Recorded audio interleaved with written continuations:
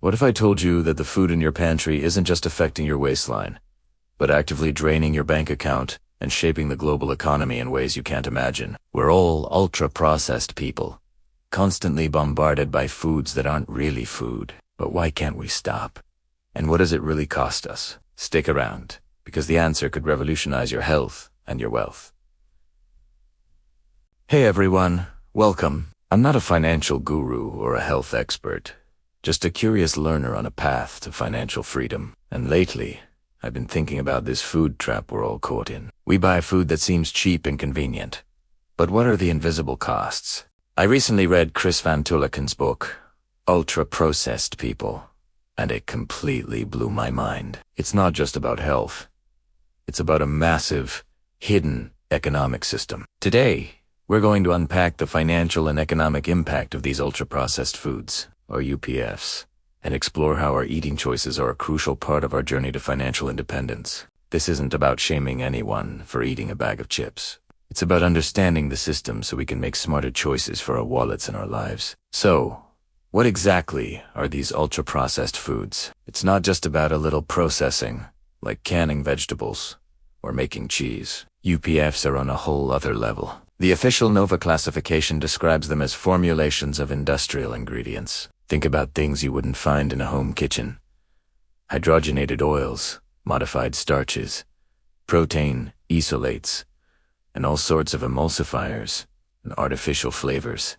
These aren't really food. They're edible products designed in a lab to be hyperpalatable, so tasty and satisfying that they become addictive. We're talking about, well, sodas, packaged, snacks like cookies and chips, instant noodles, many frozen pizzas, and a huge number of breakfast cereals. Even some things that look healthy, like certain protein bars or flavored yogurts, fall into this category. And they are absolutely everywhere. Why? Because they are designed for maximum profit. They are incredibly convenient. They have a super long shelf life, and they're backed by massive marketing budgets. Plus, they often seem cheaper than whole foods. We'll challenge that idea in a minute. The health impacts are pretty well known by now, links to obesity, heart disease, diabetes, and other chronic illnesses. And these health issues are the foundation for the massive economic costs we're about to dive into. All right, let's get into the real numbers and talk about the hidden financial drain.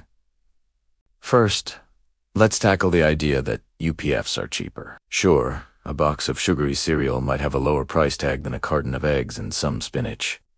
But we need to think about cost per calorie versus cost per nutrient. UPFs are packed with empty calories that don't fill you up, which often leads you to eat more and buy more. That's not even counting the impulse buys. Supermarkets are designed to put these hyper-palatable, brightly packaged items right at eye level and at the checkout counter, encouraging you to spend more than you planned. Then there's the biggest personal costs.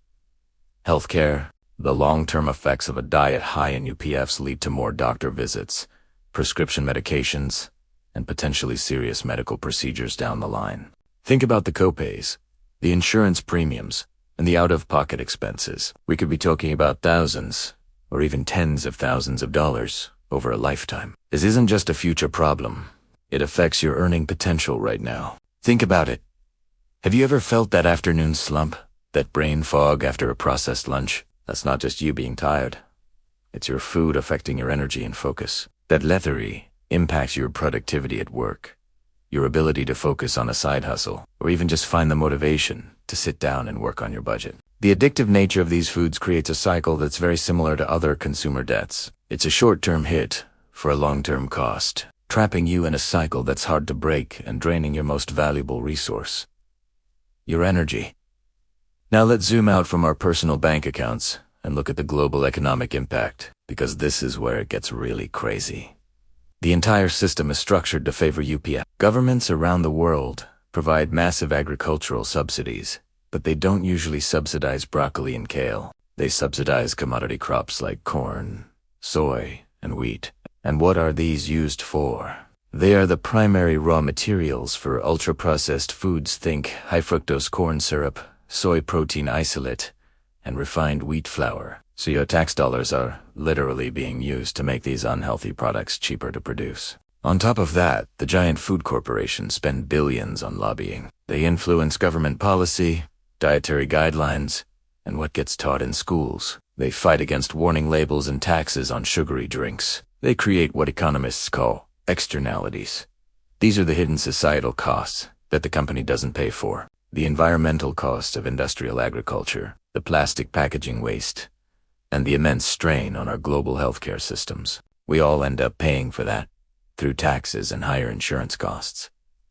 The whole concept of cheap food is an illusion. The price on the sticker is low, but the long-term burden on society is enormous, and this system disproportionately affects lower-income communities. Food deserts, where fresh food is scarce, are often flooded with cheap, convenient UPFs. This perpetuates a vicious cycle of poor health and financial struggle, making it even harder for people to get ahead. It's a systemic issue that contributes directly to income inequality on a global scale. Okay, that was a lot, and it might feel a bit overwhelming, but here's the good news.